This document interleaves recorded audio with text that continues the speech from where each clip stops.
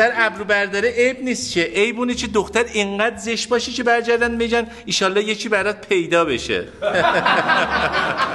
بشین تا پیدا بشه. ببینم آقا شما میدونین فرقتون با گردو چیه؟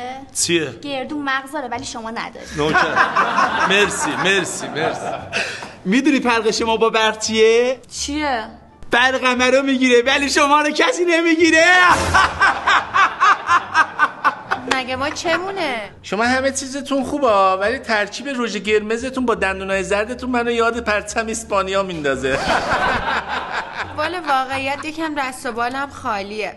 اصلا پول نمیخواد که شما میتونید تو کلینیک سرو دندوناتون رو به خودتون کامپوزیت کنید. 12 ماه اقساط داره، 50% از طرف ما تخفیف داره، 10 سال پالیش رایگان، خدمات رایگان. خب دوستان مبحث امروزمان راجع به شغله. حامد تبریزی شغل تو چیه؟ اجازه والا ما تو کار ارزیم. ارز چی؟ ارز خیابون رو متر میکنیم. هی ارز نکنی هی.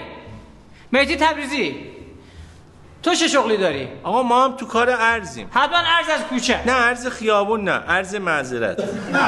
آقا نخندی جان مادرتان، پروشا نکنید.